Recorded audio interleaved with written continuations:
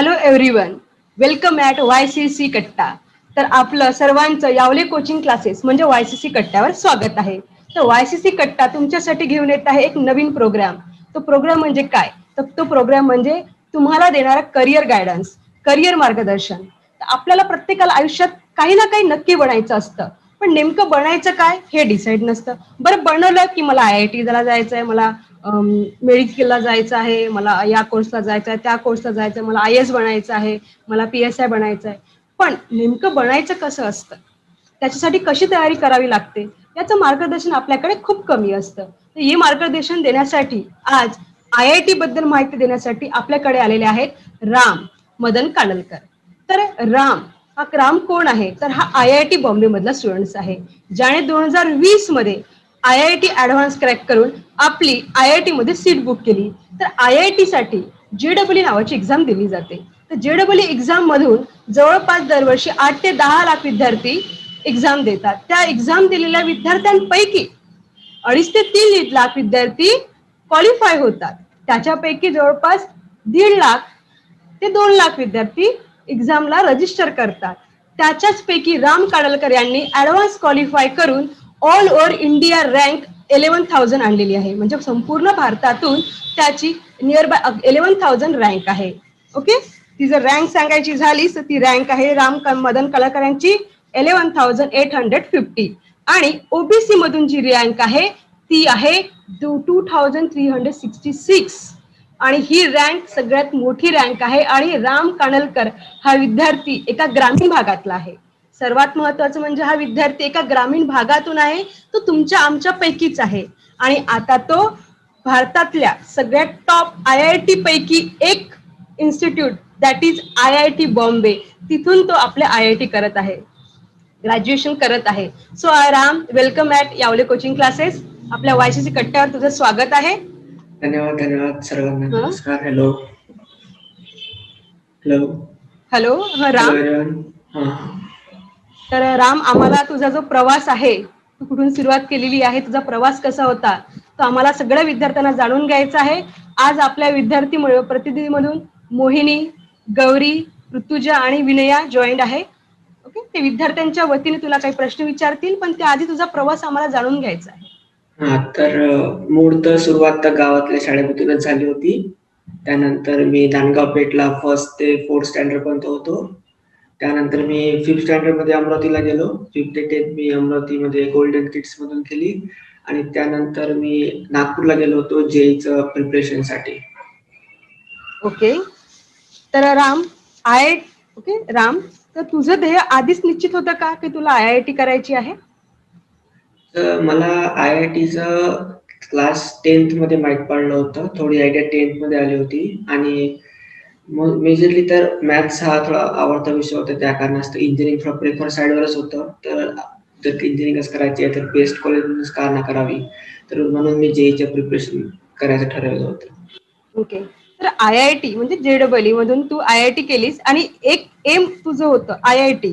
पण मला असं वाटतं की IITच्या व्यतिरिक्त तू काही करिअर असं सिलेक्ट केलं होतं का, की जर आपला IIT नाही झाला तर मग आपण करिअर म्हणून दुसरा पर्याय असा काही तू निवडलास का? नाही, तसा तर दुसरं होतं, कारण का IIT जरी नसली तरी NITs होत्या. जर IIT जरी नंबर नाही लागला तर NIT तर होणारच होतं. इतका थोडा कॉन्फिडन्स होता. तर म्हणून दुसरा ऑप्शन तर नव्हतंच मेजरली. नाही. आणि स्टेट बोर्डचा तू स्टुडंट्स आहे, मग आता स्टेट बोर्डच्या स्टुडंट्स म्हणून तुला काही अडचणी फेस कराव्या लागल्यात का? तर स्टेट बोर्डचा थोडा प्रॉब्लेम जातो, कारण का जे JEEचे मुलं असतात ते मेजॉरिटीली CBSE किंवा ICSEचे असतात. आणि स्टेट बोर्डचा जो सिलेबस आहे थोडा लॅग करतोच CBSE पेक्षा. तर थोडा कव्हर अप करावं लागते. थोडा आपण स्टार्टिंगला थोडं आपलं जे इंटेलेक्ट असते की लवकर कॉन्सेप्ट नाही समजतात वगैरे वगैरे, थोडा प्रॉब्लेम जातात. पण त्याला कव्हर अप करून तुम्ही त्यांच्या लेवल पण येऊ शकता. ओके, मग JEE साठी लागणारे बेसिक तू कुठून स्टार्ट केलं? 10वी पासून केलं की त्यानंतर केलं की त्याआधीच केलं? तर मी 10वीत थोडी पुस्तके वाचली होती की मला थोडा आयडिया आला होता की मतलब की जे स्टेट बोर्डचं थोडं कमी आहे ऍज कम्पेअर टू जे JEEच्या लेवलचं पाहिजे. तर मी 10वीत थोडी पुस्तके वाचली होती, म्हणजे मला समोर त्यांनी मदत सुद्धा केली. म्हणजे मी असं म्हणू शकते की तू स्टेट बोर्ड पेक्षा ऍडव्हान्स स्टडी नक्कीच केली, बरोबर आहे? थोडं स्टेट बोर्ड पेक्षा थोडं वरची स्टडी म्हणजे ऍटलीस्ट CBSEचे टेक्स्टबुक तरी केलेच पाहिजे, जर म्हणजे एक बेस चांगला होतो त्यांनी. ओके, जेडब्ल्यूच्या वेळेस तुझ्या वेळेस लॉकडाऊन लागलं होतं, बरोबर आहे? तर त्याचा तुला काय वाटतं, तुला फायदा झाला की तुला त्रास झाला? नक्कीच फायदा झालाय, कारण का माझा जो मेन्सचा स्कोर होता तो इतका छान नव्हता. म्हणजे माझी मेन्सची रँक 30,000 होती, जे मी लॉकडाऊनमुळे इम्प्रूव्ह करून ॲडव्हान्समध्ये 10,000 केली आहे. तर नियरली 10,000 केलं, तर लॉकडाऊनमुळे उलट फायदाच झालाय. ओके, तर जेडब्ल्यू म्हणजे काय? मुलांच्या मनात बऱ्याच प्रश्न आहे की जेडब्ल्यू नेमकं असतं काय? तर जे-डबल-ई मधली आपल्या महाराष्ट्रात जे इंजिनिअरिंग कॉलेज असतात, त्यांची जी ॲडमिशन होते ते एम-एस-टी-सी-टी नावाच्या परीक्षेने होते. पण जे कॉलेज सेंट्रल गव्हर्नमेंटद्वारा चालवले जातात आणि जे एकदम बेस्ट कॉलेजेस आहेत, जसे IIT झालं, NIT झालं, IIITs म्हणजे इंडियन इन्स्टिट्यूट ऑफ टेक्नॉलॉजी, भारतीय प्रौद्योगिकी संस्था, NITs झाले, IIIT झालं, यांच्यासाठी JEE हे एकच पर्याय असतो ज्याने तुम्ही ॲडमिशन घेऊ शकता. तर JEE जी परीक्षा असते ते सेंट्रल गव्हर्नमेंट ऑर्गनाइज करते, जेणेकरून तुम्ही त्या कॉलेजमध्ये ॲडमिशन घेऊ शकता. तर JEEचे 2 पार्ट असतात. एक असते JEE मेन्स आणि एक असते JEE ॲडव्हान्स. तर JEE मेन्सला नियरली 8 ते 10 लाख मुलं असतात, ज्यातून आपल्याला NIT आणि IIIT मध्ये ॲडमिशन मिळते. तर NITच्या, IIITच्या नियरली 30,000 सीट्स असतात. तर त्यासाठी तुम्हाला JEE मेन्समध्ये एक चांगली रँक लागते, तर त्यावर तुमची NIT मध्ये ॲडमिशन होतात. आणि तसंच JEE मेन्स ज्या लोकांनी पास केली असते त्यांना JEE ॲडव्हान्स देता येते. आणि JEE ॲडव्हान्स जे असते ते गव्हर्नमेंट नाही बनवत. JEE ॲडव्हान्सचा पेपर हा IIT स्वतः बनवतात. तर ते एक्झाम JEE ॲडव्हान्स होते. JEE ॲडव्हान्स 2 पेपर असतात एका दिवशी. ती JEE ॲडव्हान्स सगळ्यात one of the hardest exam मानली जाते आपल्या इंडियात, UPSC नंतर. तर JEE ॲडव्हान्स क्रॅक केल्यानंतर तुम्हाला JEE ॲडव्हान्सची चांगली रँक आणावी लागते. त्या रँकनुसार तुम्हाला कॉलेज मिळतात. ओके राम, अगदीच तू खूप मोठी मिळकत मिळवलेली आहे यशाची. कारण की UPSC नंतर जर कोणती सगळ्यात टॉपेस्ट एक्झाम मानली जाते तर ते जेडब्ल्यू मेन नंतर जेडब्ल्यू ॲडव्हान्स ते क्वालिफाय करावं लागतं. आणि दरवर्षी IIT मधून जवळपास 2020 ला जर बघितलं तर 16,000 जागा होत्या, सीट्स अवेलेबल होत्या ओनली फॉर IIT. आणि 2021 साठी तर त्या जागा 13,000 म्हणजे 13,000 झालेल्या आहेत. तर दरवर्षी सीट व्हॅरी करतं का? मेजरली इश्यू असा आहे की IITs ह्या नियरली 3 टप्प्यात बांधण्यात आल्या होत्या. म्हणजे जे सगळ्यात पुढे जुन्या IITs आहेत ते जेव्हा नेहरूची प्राईम मिनिस्टर होते तेव्हा बांधण्यात आल्या होत्या. म्हणजे जसे बॉम्बे झाले, दिल्ली, खरगपूर, गुवाहाटी, कानपूर, मद्रास ह्या खूप जुन्या आहेत. तर इथे यांचे कॅम्पस पुरे बनलेले आहे, इथे फॅसिलिटीज खूप जास्त आहे. तसेच त्यानंतर मोदी सरकारने 2008 मध्ये IITs लॉन्च केल्या होत्या. तर त्या ह्याच्यात 6 IITs नियरली बांधण्यात आल्या. नंतर 2016 मध्ये अजून IITs बनवण्यात आल्या. टोटल 23 IITs झाल्या. तर ज्या नवीन आहेत त्यांची इतकी फॅसिलिटी नाही आहे. त्यांचं जे कॅम्पस आहे तो अजूनही बांधण्यात आहे. तर म्हणून त्यांची जी कॅपॅसिटी असते ते फ्लक्च्युएट करत राहते. तर ते जे कॅम्पस जसे जसे बांधता जाणार तशी तशी एक्सपेक्ट आहे की सीट जी आहे ते वाढत जाणार. म्हणजे चांगलं IIT कॉलेजसाठी तुमची रँक खूप मॅटर करते. हा, तर रँकवरच सर्व काही आहे. तुमची रँकवरच तुम्हाला कॉलेज मिळतं. तर जर तुम्हाला जुन्या IIT मध्येच सीट पाहिजे तर तुमची रँक चांगलीच असायला पाहिजे, नाहीतर जुन्या IIT नाही मिळणार. आणि तू मिळवली ही सीट, तू मिळवली फ्रॉम IIT बॉम्बे आणि त्यासाठी तुझं अभिनंदन. तर राम, आपला पुढचा तुझा असा प्रश्न आहे की लॉकडाऊन ही जी आहे, ओके, लॉकडाऊन ही जी संधी आहे मुलांना डेव्हलप करणारी आहे, तसं तुला वाटतं का? लॉकडाऊन एक बेस्ट अपॉर्च्युनिटी आहे सध्या तरी सर्वांकडे, जे आहे की थोडं आपण घरी बसून काही फालतू गोष्टी केल्यापेक्षा आपण आपल्या स्वतःला डेव्हलप करायसाठी तो वापरू शकतो. तर लॉकडाऊन चांगली सध्या स्टुडंट्सच्या रीत्या पाहायला गेलं तर एक चांगली पण गोष्ट आहे. जे तुम्हाला एक टाइम भेटत आहे की तुम्ही स्वतःला इम्प्रूव्ह करू शकता. दुसरे कॅन्डिडेट जे सध्या टाइम वेस्ट करत आहेत दुसऱ्या गोष्टीमध्ये, तेच तुम्ही स्वतः टाइम इन्व्हेस्ट कराल कुठे, तर नक्कीच तुम्ही त्यांच्या समोरच राहणार. तर लॉकडाऊनमध्ये लॉकडाऊनचा फायदा घेतलाच गेला पाहिजे आणि ते बेटरच राहील की जर तुम्ही लॉकडाऊनमध्ये काही प्रोडक्टिव्ह काम केलं तर. मला असं वाटतं कुठलाही स्टुडंट जेडब्ल्यू करू शकतो का? त्यासाठी त्याने काय करावे आणि काय करू नये असं तुला वाटतं? असं काही नाही आहे की मतलब की जे जे फक्त टॉपर मुलं किंवा ज्यांना 90 वरती आले, 95% आले तेच करू शकतात. जे कोणीही करू शकतं. फक्त 2 वर्ष एक दृढ निश्चय आणि थोडं कॉन्सन्ट्रेशन आणि दुसऱ्या गोष्टींपासून जर दूर राहिलात आणि फक्त स्टडीजवर फोकस केला तर जे नक्कीच होऊ शकते. नक्कीच राम, जेव्हा मी या बद्दल माझ्या स्टुडंट्सला इन्फॉर्मेशन दिली की आपल्याकडे राम कानलकर नावाचा IIT बॉम्बे मधला स्टुडंट येत आहे, तर त्यांनी एकच म्हटलं की नक्कीच तो हुशार असेल, तो हुशार आहे म्हणून तो तिथे आहे. सो थँक्यू राम, तू खूप सुंदर इन्फॉर्मेशन दिली. तर मी एक एक्झाम्पल देऊ इच्छितो. जो एक स्टुडंट होता त्याची पर्सेंटेज 80% मार्क्स होते त्याला. तो IIT बॉम्बेच्या टॉप डिपार्टमेंट म्हणजे CSE डिपार्टमेंटला आहे. म्हणजे त्यासाठी भारतातून टॉप 100 मध्ये यावं लागते. Oh my God. तर तो तिथं असू शकतो तर आपण व्हेरी गुड. असेल. म्हणजे एक ज्याला विद्यार्थ्याला 80% होते, तो विद्यार्थी आपण म्हणतो की एखादा विद्यार्थी IIT ला आहे म्हणजे तो नक्कीच खूप हुशार असेल, खूप ब्रिलियंट असेल. पण रामने खरंच एक सुंदर उदाहरण तुमच्या पुढे दिलेलं आहे की एक नॉर्मल स्टुडंट ज्याला 80% होते, एक ऍव्हरेज स्टुडंट आहे, त्याने IIT मधल्या टॉप 10 रँक आणून टॉप 100 पर्यंतची रँक त्याने आणलेली आहे आणि त्या रँकच्या माध्यमावर त्याने त्या IIT मधल्या टॉप फॅकल्टीला अप्रोच केलेला आहे. Very good Ram, thank you for this information. तर IIT म्हटलं की इंजिनियर असंच असतं की त्याही पलीकडे तिथे काही कोर्सेस अवेलेबल आहेत की IIT इंजिनियर, एवढंच मुलांना माहिती आहे.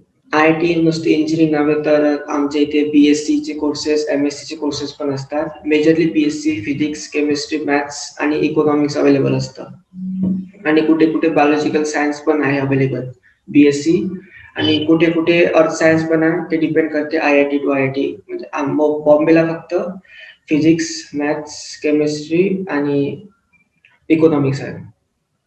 तर बघाल विद्यार्थ्यांनो की IIT म्हटलं की इंजिनियरच नसतं.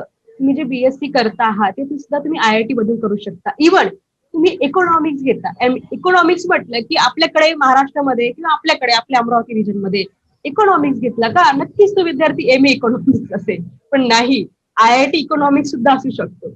तेच फरक आहे. आपल्याकडे इकॉनॉमिक्स BA MA असतं पण इथे हे BSc इकॉनॉमिक्स आहे, bachelor of science in economics. Thank you Ram. तर IIT तील विद्यार्थ्यांची लाईफ कशी असते आम्हाला थोडं जाणून घ्यायचं विषय असतात. ते खूप मजा मस्तीची असते कारण का सर्वजण 2 वर्ष खूप अभ्यास करून असतात तर सर्व चिल आउटच करतात मोस्टली. एक्झामचा अभ्यास एका हप्त्यात होतो. त्यात तरी जरी आता कोरोनामुळे मुलं कॅम्पस मध्ये नसले तरी ते थोडं मिस करतात. पण एक एन्जॉयबल लाईफ, असं मेमोरेबल लाईफ तुम्ही जगू शकता 4 वर्ष, जे तुम्ही एक्सपेक्ट पण नाही करू शकता. इतके चांगलं जीवन असते इथे. लाईक आमचा जो कॅम्पस आहे तो 550 एकरचा आहे आणि आमच्या इथे नियरली 18 हॉस्टेल्स आहे. म्हणजे आमच्या कॅम्पसची जे मेन स्ट्रेंथ आहे, ऍट अ टाइम 10,000 स्टुडंट्स राहू शकतात. सो लाईक खूप मोठा कॅम्पस आहे, खूप फिरायला जागा असतात. मुंबई सारखं शहर आहे तर काही बघाच लागत नाही. तर मेजरली एक अमेझिंग लाईफ तुम्ही एक्सपिरियन्स करू शकता जर तुम्ही एन्जॉयबल लाईफ असते. सर्वजण अभ्यास नाही करत तिथे. सर्वजण आपापले पॅशन्स किंवा दुसऱ्या गोष्टी, कोणी गाणं ट्राय करते, कोणी काही वाजवण्याचा प्रयत्न करते, कोणी ऍक्टिंग ट्राय करते. तसे डिफरंट गोष्टी पण ट्राय करतात. तर फक्त अभ्यास नसतो, बाकी अदर ऍक्टिव्हिटीजला पण खूप प्राधान्य दिलं जातं. म्हणजे IIT म्हटलं की फक्त आणि अभ्यास असं नसून पूर्णतः पर्सनली डेव्हलपमेंटवर फोकस केला जातो असं आपण म्हणू शकतो. आणि जे विद्यार्थ्यांना खरंच जर तुम्ही 2 वर्ष मेहनत केली तर आपण असं म्हणू शकतो की 2 वर्ष तुम्ही छान मेहनत करा 11, 12 आणि त्याआधी पण बेसिक मध्ये पण, जसं रामने त्याचं जे बेसिक आहे ते त्या 10th मध्ये ऍडव्हान्स लेवलला कव्हर केलेलं होतं. तर त्या प्रकारे जर तुम्ही केलं, तुम्ही जर 2 ते 3 वर्ष मेहनत घेतली तर तुम्हाला bright future with bright package, कंपनीचे मोठे पॅकेज आणि सोबतच एक प्रोफेशनल करिअर सुद्धा मिळतं. इव्हन तुम्हाला फॉरेन मध्ये चांगल्या सर्व्हिस सुद्धा मिळतात. आणि जसं रामने सांगितलंय की इथे तुम्ही छान तुमचं जे अभ्यासाचं फ्रस्ट्रेशन आहे ते पूर्ण काढून तुम्ही इथे एन्जॉय सुद्धा करू शकता.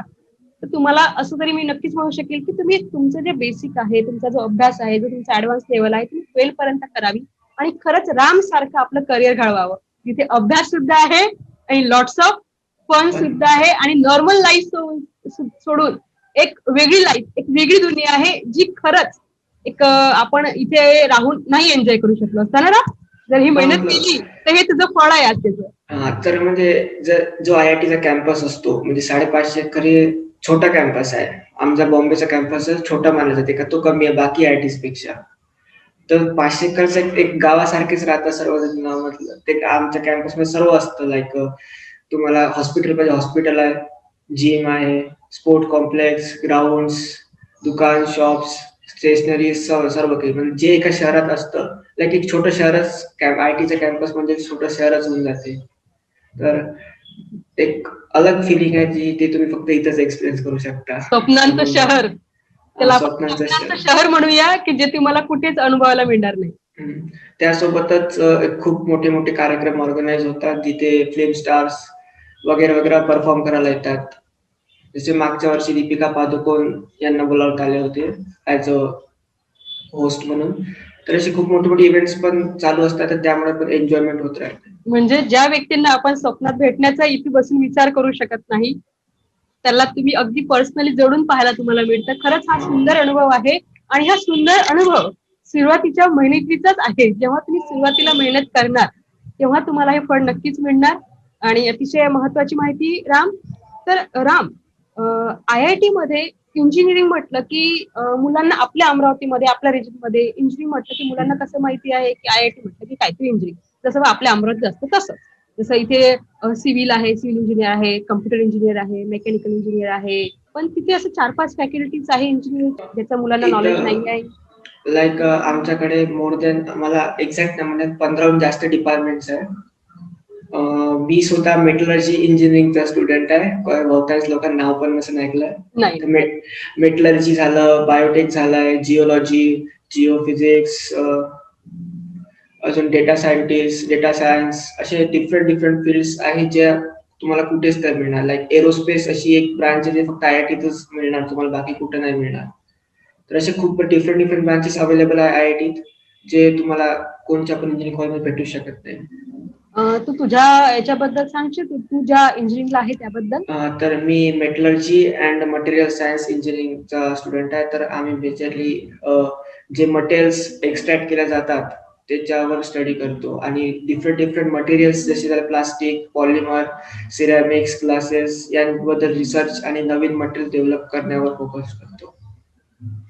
तर IITला जर एखादा सामान्य विद्यार्थी नाही तर अतिशय गरीब विद्यार्थी असेल ज्यासाठी खर्च करणं खूप मोठी गोष्ट असेल, तर मग अशा साधारणच नाही तर अतिशय गरीब विद्यार्थ्याला IIT परवडणारी आहे का? त्याला त्या खर्चाला झेपेल का? तर IITची फी तर थोडी जास्त आहे पण गव्हर्नमेंट एका गरीब मुलाला पुरा फंड करतं. हॉस्टेल फी, मेस फी सर्व असे डिफरंट डिफरंट स्कॉलरशिप्स आहे अवेलेबल की त्यांनी तुमचं IITचं शिक्षण तुम्ही पुरं माफ करू शकता. लाईक पुराच्या पुरा पैसा गव्हर्नमेंट पे करतो. का मोस्टली सेंट्रल गव्हर्नमेंटच्या अंडर येते तर फंड्सची कमी नसते तर मेजरली पैशांचा इश्यू तर कधी येऊ शकत नाही ऍज अ स्टुडंट तुमच्या एज्युकेशनमध्ये. Very good Ram. म्हणजे IIT म्हटलं की मुलांना एकच वाटतं की हे खर्चिक बाब आहे, आपल्याला झेपावणारे नाही आहे. इव्हन मुलं इंजिनिअरिंगला जात नाही, इंजिनिअरिंग कॉलेजला ऍडमिशन घेत नाही, ते खूप टॅलेंटेड असतात. त्यांना जर इंजिनिअरिंग करायचं असतं, काही विद्यार्थ्यांना खरंच रिअली मनापासून इंजिनिअरिंग करायचं असतं, पण त्यांच्याकडे ते पैसे नसतात. त्याच्यामुळे तो विद्यार्थी इथपर्यंत जायचा विचारच करते. अतिशय ग्रामीण भागातला जरी मुलगा असेल तर तो बोलेल की माझ्याकडे पैसेच नाही तर मी सायन्सला जाऊन करणार तरी काय, मी 2 वर्ष 11-12 करेल पण त्याच्या पुढे मला इंजिनिअरिंग जरी करायचं असेल तर इथे जे कॉलेजच्या फीज आहे त्या मला परवडणाऱ्या नाहीये. पण याच्या तुलनेत जर तुम्ही खरंच प्रिपरेशन केली तर IIT एक अशी आहे की जे तुम्हाला पूर्ण पैसे रिफंड करेल. बरोबर आहे राम? म्हणजे तुम्हाला पैशाची चिंता तर करावीच नाही लागणार की ते तुम्हाला तुमच्या गरजा वस्तूसाठी जरी पैसे हवे असेल तरी ते पण प्रोव्हाइड करतात. डिफरंट डिफरंट इतक्या स्कॉलरशिप्स अवेलेबल आहे की फीजचं टेन्शन तर नसतेच. मतलब जर तुमची खरंच कंडिशन वाईट आहे तर ते तुम्हाला पुरे पैसे माफ करतात. तर आपलं जे गव्हर्नमेंट आहे मुलींच्या एज्युकेशनला नेहमी प्रमोट करतात. तर इथे सुद्धा IIT म्हटलं की इथे सुद्धा काही रिझर्वेशन मुलींना आहे का? काही त्या ते या फील्डमध्ये मुलींनी या वयासाठी IIT मधून काही प्रमोट केलं जातं का मुलींना? हां, तर मुलींना प्रमोट करण्यासाठी 20% रिझर्व्हेशन दिलं आहे. म्हणजे 20% सीट्स ह्या मुलींसाठी रिझर्व्ह करण्यात आल्या आहे. त्यासोबतच मुलींसाठी डिफरंट डिफरंट स्कॉलरशिप्स आणि डिफरंट असतात ज्यांनी त्यांना खूप फायदा होतो. म्हणजे मुलांपेक्षा जर मुलींनी IIT कडे जर लक्ष दिलं तर नक्कीच त्यांना जी आहे त्यांच्याकडे करिअर बघण्याचा दृष्टिकोन त्यांनी जर ठेवला तर तिथे ते प्रमाण जास्त प्रमाणात आहे. 20% रिझर्वेशन पूर्ण सीट पैकी म्हणजे हा छोटा आकडा नाही आहे बाळांनो, 20% रिझर्वेशन. नाही, म्हटलं सीट रिझर्वेशन ते असं आहे की सीट्स रिझर्व नाही आहे, ते 20% सीट्स ऍड करण्यात आले आहे ओके, गर्ल्ससाठी, स्पेशली स्पेशली. स्पेशली गर्ल्ससाठी ऍड करण्यात आले आहे. Oh my god. म्हणजे ज्या सीट्स आहे त्या ऍक्च्युअल मध्ये तेवढ्याच आहे आणि त्यामध्ये 20 सीट आणखी ऍड करण्यात आलेल्या आहे. हम्म. 20 सीट्स तिथे अवेलेबल आहेत, तर खरंच ही खूप चांगली गोष्ट आहे. 20% और 20 सीट्स, 20%, 20%. 20% सीट्स आहे. ओके, तर 20 नाही तर ऍक्च्युली त्या 20% सीट्स अवेलेबल आहे. तर खरंच तर मी नक्की म्हणेल की ज्याही मुली, आणि मुली अभ्यासात हुशार असतात, फक्त प्रॅक्टिकली थोडं लक्ष द्या. ते आपलं एक शिक्षण झालं की आपण 10वी करणार, 12वी करणार आणि आपले घरचे आपल्याला इंजिनिअरिंगला जाऊ देणार नाही, कारण की ते बाहेर ठिकाणी सिक्युअर नसतं. तर त्या मुलींसाठी मला असं वाटतं की IIT हे सगळ्यात सिक्युअर आहे, कारण की आपण आपल्या मुलीला पुण्याला कसं पाठवणार, ऍटमॉस्फिअर खरंच खूप खराब आहे. मुंबईला कसं पाठवायचं, जॉब करायला कसं पाठवायचं, किंवा शिक्षणाला सुद्धा पाठवण्यासाठी आई वडील घाबरतात, कारण की ती एक मुलगी आहे असं म्हणून पाहतात. जर तुमच्या मनामध्ये अशी भीती असेल, असणं साहजिकच आहे. आजकाल घटना तशा घडतात. त्यांनाही आपल्या मुलीचं करिअर करायचं असतं, प्रत्येक आई वडिलांना आपल्या मुलीचं करिअर करायचं असतं. आजकालची तरी जनरेशन त्या प्रकारे आहे. पण घटनाही आजूबाजूला अशा घडतात की मनात कुठल्याही पाल्याच्या मनामध्ये भीती निर्माण होणं साहजिकच गोष्ट आहे. पण मला असं वाटतं की IIT सारख्या ठिकाणी तुम्ही अतिशय सिक्युअर आहात. मी याच्यावर अजून एक सांगण्यात येईल की आमच्या कॅम्पसमध्ये कोणत्याही मुलींना कर्फ्यू नसतो. ते कधीही बाहेर जाऊ शकतात, कधी पण येऊ शकतात, कॅम्पसमध्ये कधीही फिरू शकतात. तर तुम्ही पाहू शकता एकदम सेफ, लाईक स्टुडंट्सला काही पण रिस्ट्रिक्शन्स नाही आहे, तुम्ही कधी पण बाहेर जाऊ शकता. अरे वा, बघा अतिशय सुंदर फ्री फ्रँक लाईफ मस्त एन्जॉय करण्यासाठी. आणि मी खरंच मध्ये ज्या मुली आहेत, मुली खरंच आपण बघतो हुशार असतात, मुलींमध्ये खूप पोटेन्शियल असतं, दरवर्षी आपण रिझल्ट मध्ये बघतो. तर थोडा प्रॅक्टिकल अप्रोच त्याला द्या. रट्टामार करण्यापेक्षा थोडा प्रॅक्टिकली त्याच्याकडे जर लक्ष दिलं, मुलींमध्ये हा भाग कॉमन आहे मुलांपेक्षा, की थोडं प्रॅक्टिकली करा. जर तुम्ही त्याला प्रॅक्टिकली बघण्याचा अप्रोच केला, मुली हुशार असतात, नेहमीच असतात, टॉप आणतात. पण त्या लाईफ त्यांना ते पुढचं जे आजूबाजूचं बॅकग्राऊंड दिसतं की मुलींचं करिअर जे आहे ते जनरली आपल्या त्यांच्या घरावरच डिपेंड असतं. जे आई वडील म्हणतील त्याच मुली करतात. तर सर्व मुलींना आणि स्पेशली पॅरेंट्सला असं माझं म्हणणं आहे की IIT ही जी फील्ड आहे मुलींसाठी खरंच बेस्ट आहे. तिथे रिझर्वेशन सुद्धा आहे, की तुम्हाला 20% रिझर्वेशन आहे. तिथे तुम्हाला ऍटमॉस्फिअर छान आहे, मुलींना फ्री फ्रँक करिअर करता येईल आणि सेफली राहणार. तुम्हाला असं भिण्याचं तसं काहीच कारण नाही की मी पुण्याला कसं पाठवू, मुंबईला करते कसं पाठवू. इथे पाठवू शकत नसाल तर मुलांचं 8, 9, 10 आणि 11, 12 खूप छान प्रकारे करून घ्या. आणि त्यांच्याकडे जर तुम्ही JEE ची प्रिपरेशन करून घेतली ऍडव्हान्स, तर ते IIT ला जातील. आणि जर त्यांनी JEE बेड मध्ये चांगला स्कोअर केला तर त्यांना NIT, IIIT करायला नक्कीच मिळेल. बरोबर आहे ना? लाईक IITs नव्हे तर NITs पण खूप मानण्यात येतात. आपल्या नागपूरमध्ये आहे VNIT, नागपूरला NIT आहे, मुंबईला IIT आहे, महाराष्ट्र स्टेटमध्ये. मोस्टली एका स्टेटमध्ये एक IIT आणि एक NIT असते. तर त्या हिशोबाने IIT 23 आहे, NIT 31 आहे. Nice. तर राम, तर तू स्टुडंट्सला काही सांगू इच्छितो की त्यांनी 10th पर्यंत कसं स्टडी करावं? कारण की आता जी मुलं आहेत 11, 12, जे 11th ला जाणार आहेत त्यांनी कसं प्रिपेअर करावं, किंवा जी मुलं अजूनही लहान आहेत की त्यांना वाटतं की आपल्याला पण असंच करिअर घडवायचं आहे, ही मुलं लहानपणापासून आपला 8, 9, 10 स्पेशली 10 किंवा 10 पास आउट यांना तू काय सांगू इच्छितो? मी एकच गोष्ट सांगेल की कोणतीही गोष्ट रट्टामार न करता त्याला एक प्रॅक्टिकल अप्रोच किंवा एक समजून आपण जर केलं तर कधी बेटर आहे. कारण का जे वरतं हायर लेवल एक्झाम असतात ह्या अशा, लाईक जेईची एक्झाम अशी असते ते कधीच क्वेश्चन रिपीट नाही होत. हर वेळेस एक नवीन प्रश्न बनतो. हर पेपरसाठी हर एक वेळेस नवीन प्रश्न येतो. लाईक आपल्या महाराष्ट्र बोर्डात क्वेश्चन्स रिपीट होतात, टेक्स्टबुकचेच क्वेश्चन येतात. तर तुम्ही रट्टा मारून जरी केलं तरी तुम्ही महाराष्ट्र बोर्डमध्ये एक चांगला नंबर आणू शकता. पण जी अशी एक्झाम आहे की तिथे तुम्हाला हर वेळेस नवीन क्वेश्चन येतात, तर तुमचे जे कॉन्सेप्ट आहे ते तुम्हाला एकदम क्लिअर असायला पाहिजे आणि रट्टा मार करून कधीच होणार नाही. तर म्हणून रट्टा मारपेक्षा तुम्ही जर एक प्रॅक्टिकल अप्रोच घेतला किंवा एक समजून तुम्ही ते गोष्ट समजून त्या गोष्टीला शिकत आहात, तर ते कधी तुम्हाला बेटर राहील आणि समोर कामात पण पडणार. नक्की, अगदी बरोबर राम. आणि रामने खरंच खूप सुंदर सांगितलंय की जो रट्टा मार करतो त्याला पुढे चालवून टिकणं कठीण असतं. रट्टा मार केल्याने तुम्हाला पर्सेंटेज नक्की मिळते, पण पर्सेंटेजचा शो ऑफ हा लाईव्ह घडणार नाही की मला छान पर्सेंटेज मिळाले. त्या पर्सेंटेजवरून आपल्या यावले कोचिंग क्लासेसमध्ये कधीच त्या विद्यार्थ्यांची ब्रिलियन्सी तपासली जाते. हो राम, आम्ही ज्यावेळेस आमच्याकडे कोणताही विद्यार्थी येतो त्याचा स्पेशली इंटरव्ह्यू घेतो.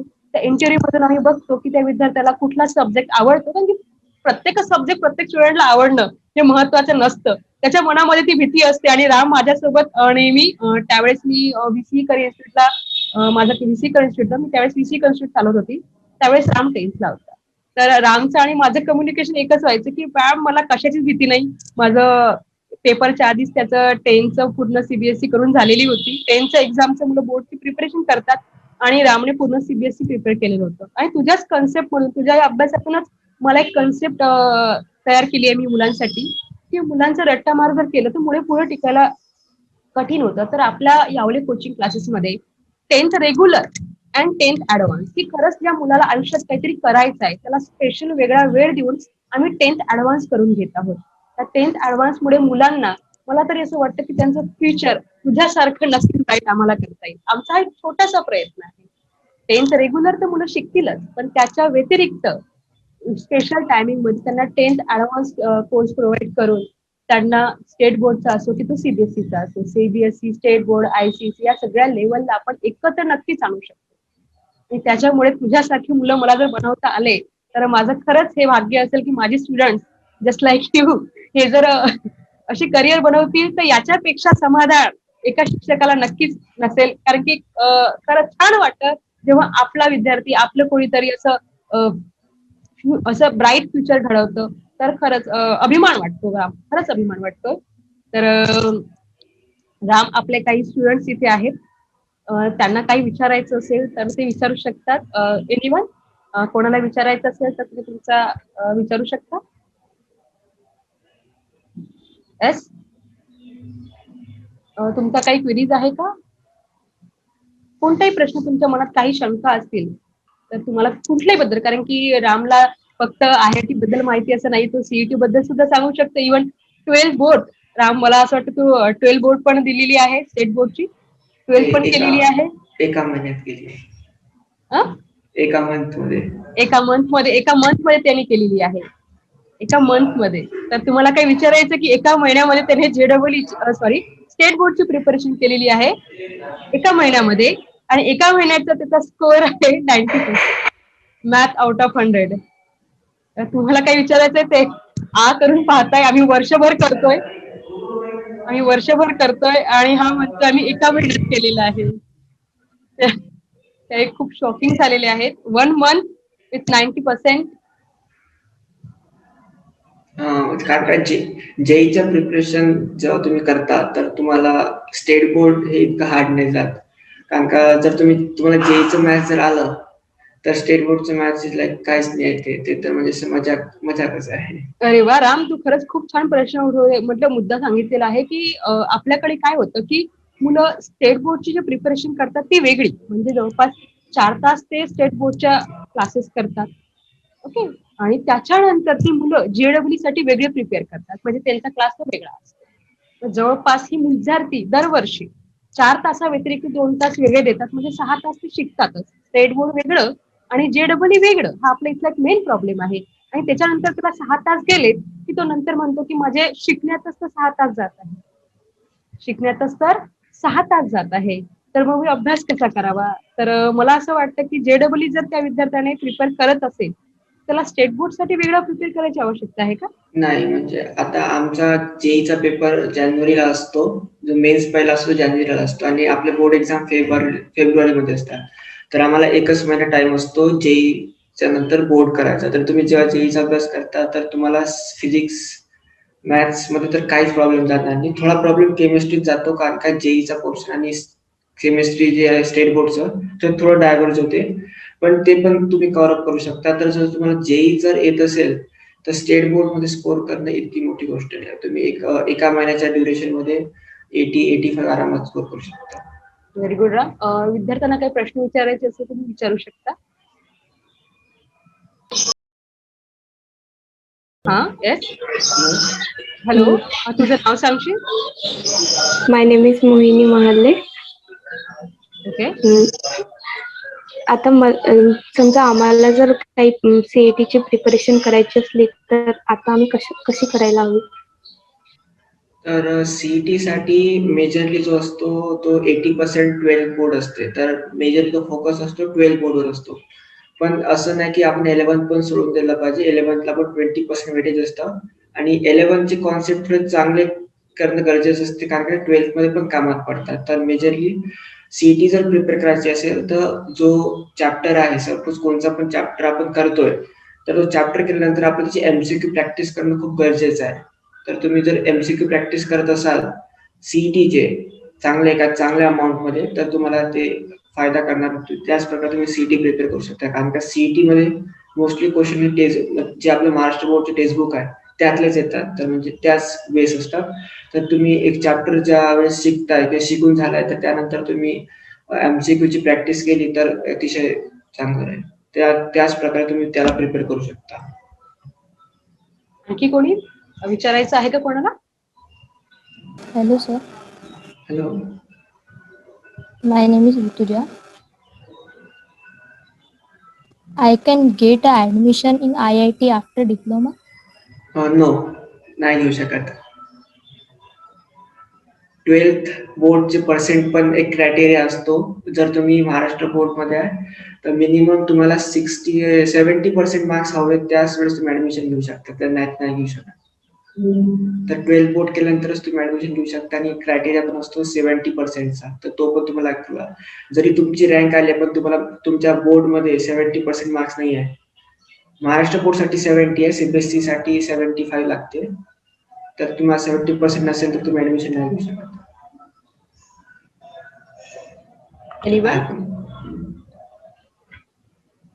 आणखी कोणी? Sir, या नाव सांगशील बाळा? मायसेल्फ विनया वानखडे. स्टडी कशी करत होते तुम्ही? तुम्ही म्हणता की एका महिन्यात क्रॅक केली, 12th स्टँडर्डचा पेपर दिले, तर किती वेळ देत होते तुम्ही तुमच्या स्टडीला? नाही, आता ते मी 1 महिना केलं तर असं नाही की एकदम स्टार्टिंग पासून करतोय. कारण का मी ज्यावेळी जेईचा प्रिपेअर करतो मी नियरली 4 ते 5 घंटे क्लास करून त्यानंतर सुद्धा 5 ते 6 घंटे अभ्यास करावा लागतो. तर तुम्ही जे 5-6 घंटे तुम्ही 11th आणि 12th मध्ये देतात त्यामुळे तुम्ही एका महिन्यात तुम्ही 12वीचा बोर्ड करू शकता. जर तुम्ही एकदम स्टार्टिंग पासून म्हणत असाल तर एका महिन्यात मुश्किल आहे. तुम्ही जो अभ्यास 11th-12th मध्ये करतात त्यावरून तुम्ही एका महिन्यात महाराष्ट्र बोर्ड काढू शकता. तर डायरेक्ट नाही होऊ शकत. तर डेली 5 घंटेचा अभ्यास केलाच पाहिजे तरच तुम्ही, असं जरुरी नाही म्हणजे एकदम मस्ट आहे, पण 5 घंटे ते 6 घंटे अभ्यास एक जे कॅन्डिडेट करतोच मिनिमम. बाकी मुलं तर याच्याहून जास्त पण करतात. Next. Hello sir, my name is Gauri Padode. मी असे काही जण म्हणतात का बा 11-12 जर चांगली प्रिपेअर केली तर आपण सीईटी मध्ये बेस्ट स्कोर करू शकतो. हे राईट आहे का? हा, जर तुम्ही महाराष्ट्र बोर्डला एकदम डिटेल स्टडी केला तर तुम्ही एक सीईटी मध्ये चांगला स्कोर आणून सीओईपी व्हीजेटीआय जे कॉलेज आपल्या महाराष्ट्राचे one of the top college मानले जातात तिथे ऍडमिशन घेऊ शकता. सीईटी साठी महाराष्ट्र स्टेट बोर्डची पुस्तकं मोर दॅन सफिशियंट आहे. ते जर तुम्ही एकदम बरोबररित्या केले तर तुम्ही सीईटी नक्कीच करू शकता. थँक्यू राम. तर राम, आता जाता जाता तू सर्व विद्यार्थ्यांना काय सांगू इच्छित? जर तुम्हाला हे करिअर परस्यू करायचं असेल तर मी एकच म्हणणार की 2 वर्षाची मेहनत त्यानंतर तुम्हाला तुम्ही अशी लाईफ एक्सपेक्ट नाही करू शकत तशी लाईफ तुम्हाला इथे मिळते. तर जर तुम्ही 2 वर्ष एक मेहनत करत आहात तर तुम्हाला नक्कीच त्याचं एक रिग्रेट नाही होणार की मी 2 वर्ष मेहनत केली आणि माझी वाया गेली. तुम्ही हर एक मोमेंट जो त्यात इनपुट कराल याच्या प्रिपरेशनला तो वर्थ इट आहे. आणि जर तुम्ही 2 वर्ष मेहनत करताय ते तुमचं एक टर्निंग पॉईंट होऊ शकतो तुमच्या जीवनाचा. बघा, रामने खरंच खूप सुंदर सांगितलेलं आहे की हा जो आहे 11-12, 10th and 11-12 हे आपल्या आयुष्याचा टर्निंग पॉईंट आहे. म्हणजे तुमचं जे लहानपणी तुम्ही अलरड असता, आपल्या आयुष्यात तुम्ही खेळा, ते वेळ खेळायचं असतं. पण 9, 10th specially 11-12 10th and 12th हे तुमचे काय आहेत, टर्निंग पॉइंट आहेत. आणि इथे जर तुम्ही मेहनत घेतली, तुमच्या आयुष्याला येणारा आकार हा इथेच येतो. आणि इथे जर तुम्ही एक वेळा मेहनत केली तर तुमचं आयुष्य खरंच सुंदर असेल. फक्त तेवढी मेहनत तुम्हाला 2 वर्ष करायची. आज मेहनत कराल तर पुढे तुम्हाला ती कमी करावी लागेल, आणि आज केली नाही तर नक्कीच पुढे तुम्हाला struggle and struggle and struggle. आज मेहनत करा, आणि जर खरंच जे यंग जनरेशन आहे किंवा जे युथ आहे, जो म्हणतो आपण कॉलेज लाईफ म्हणतो, तुम्हाला खरंच मनापासून एन्जॉय करता येईल. थँक्यू राव, थँक्यू थँक्यू. थँक्यू.